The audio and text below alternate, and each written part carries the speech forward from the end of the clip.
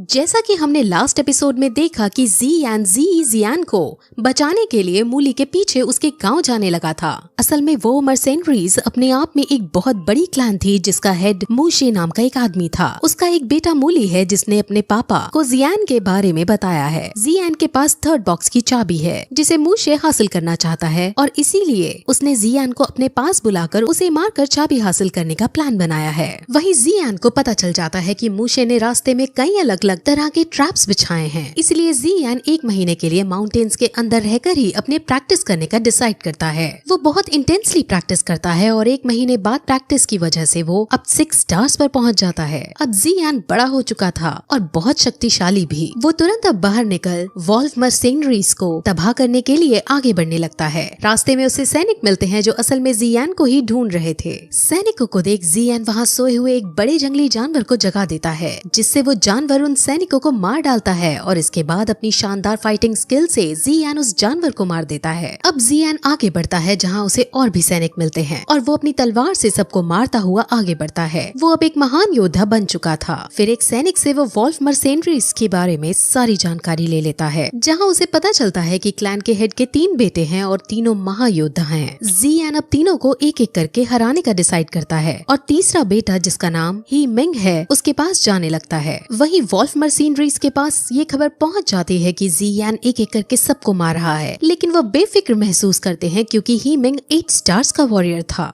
उन्हें लगता है कि वो जियान को आसानी से मार देगा। वहीं ही मिंग को दिखाते हैं जो अपनी अयाशियों में मग्न हो रखा था, लेकिन तभी जियान उसके सामने आता है और वो उसको लड़ाई के लिए चुनौती देता है, जिसके बाद दोनों में अब बहुत इंटेंस फाइट होने लगती है। पहले तो जियान भारी पड़ रहा था, लेकिन फिर ही मिंग भी अपनी स्किल्स का यूज करता है और उसे पीटने लगता है। जियान जब हारने लगता है और जब उसकी मृत्यु होने ही वाली होती है, तभी हमें एक कमेंट्री सुनाई जाती है जिसमें हमें बताया जाता है कि फाइट के अंदर कौन सा वॉरियर जीतेगा ये डिसाइड सिर्फ उसकी लेवल से नहीं होता और ना ही स्ट्रेंथ से होता है। हालांकि हीमिंग की लेवल और स्ट्रेंथ ज्यादा थी, लेकिन जियान ने अपने मास्टर से बहुत सारे स्किल्स और बहुत इंटेंस ट्रेनिंग की थी, जिस वजह से वो दोबारा खड़ा होता है और सभी स्किल्स को कैलकुलेटिव मैनर में यूज करते हुए अब हीमिंग को मार डालता है। अब मूशे हीमिंग की डेथ सुनकर बहुत तिलमिला जाता है और वो सभी वॉरियर्स को जो 5 स्टार से ऊपर के हैं उन्हें जियान को पकड़ने के लिए भेज देता है। वहीं हमें जियान को दिखाते हैं जो लॉर्ड याओ के मेडिसिन हाउस के अंदर रह रही है। उसको भी ये खबर पहुंच जाती है कि जियान यहाँ तक आ चुका है और उसने हीमिंग को मार दिया है। जियान बहुत खुश होती है। वहीं लॉर्ड याओ अब उससे मिलने आते हैं और उससे जियान के बारे में पूछते हैं, जिस पर वो सिर्फ ये कहती है कि जंगल के अंदर उसने मेरी जान बचाई थी और खजाना ढूंढने में भी मदद की थी।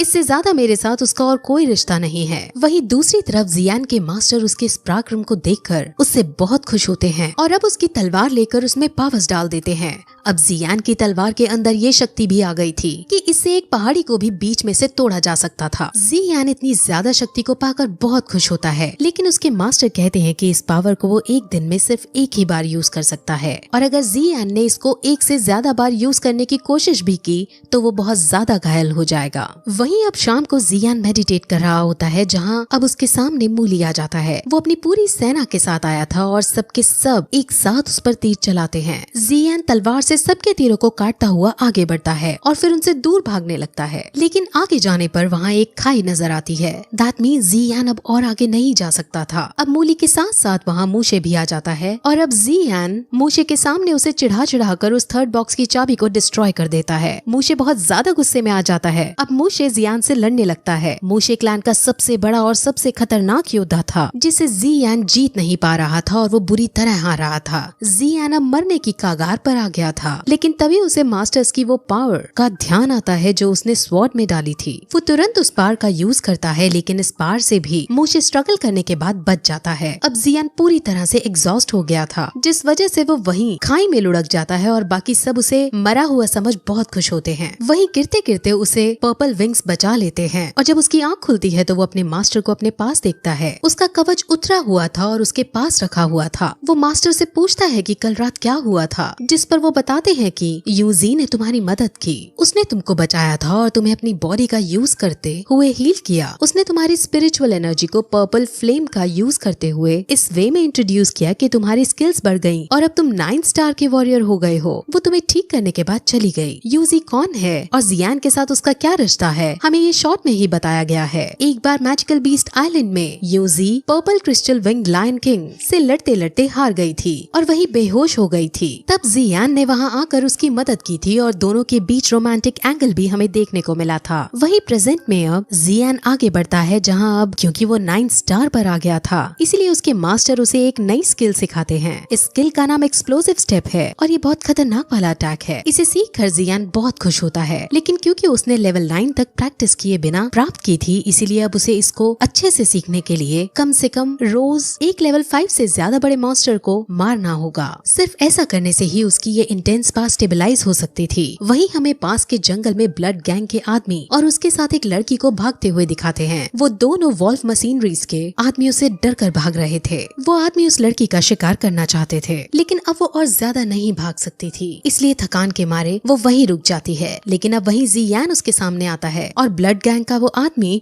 उसे खतरा जान उसे यहाँ से जाने के लिए कहता है, लेकिन जियान उनकी मदद करना चाहता था। अब वहाँ वॉल्फ मशीनरीज के आदमी भी हैं और उनमें उनको लीड करता हुआ गैनमू भी वहाँ आता है। जियान एक्सप्लोसिव स्टेप का यूज करते हुए उन सब से लड़ने लगता है और बड़ी आसानी से उन सबको मारकर गैनमू के पास जाता है। वो उसको मारने ही वाला होता है कि तभी गैनमू कहता है कि मैं जियान की कंडीशन के बारे में जानता हूँ। अब जियान रुक जाता है, जिस पर गैनमू कहता है कि जियान इस वक्त लॉर्ड याओ के घर में है। असल में मूशे ने ये खबर फैला दी है कि जियान पॉइजनस एक्सपर्ट है और उसके पास पॉइजनस बुक ऑफ 7 कलर्स है जिसे सब हासिल करना चाहते हैं। यानी अब सब जियान के पीछे पड़ने वाले हैं और उसकी जान को खतरा है। जियान ये सब सोच ही रहा होता है कि तभी गैनमू को वहाँ से उठने का मौका मिल जाता है और वो तुरंत लिंगर को पकड़ने उसके पीछे दौड़ता है। जियान अब इस बार रहम ना करते हुए अपनी तलवार से गैनमू को मार डालता है और अब वो जियान के पास जाने का डिसाइड करता है। वहीं जियान रात में ट्रैवल करते हुए जियान के पास पहुँच जाता है। जियान उसको देखकर बहुत खुश होती है। जियान उसको अपने साथ भगा कर ले जाना चाहता था, लेकिन अगर वो ऐसा करता तो मूशे विलेजर्स को तंग करने लगता है और मुझे यहाँ आने के लिए ब्लैकमेल करने लगता, इसलिए वो ऐसा नहीं करती। उन दोनों के बीच में हमें थोड़ा रोमांटिक एंगल भी दिखाते हैं। जियान को चाय पिलाती है, जिसके बाद जब वो बातें करने ही वाले होते हैं कि तभी वहाँ लॉर्ड याओ आ जाते हैं और वो पहचान जाते हैं कि ये जियान है। असल में लॉर्ड याओ अच्छा आदमी नहीं था और वो पॉइजनस बुक ऑफ 7 कलर्स प्राप्त करना चाहता था। वही लॉर्ड याओ के साथ उसके आदमी भी थे, जिनमें से एक मूशे का गुप्तचर था।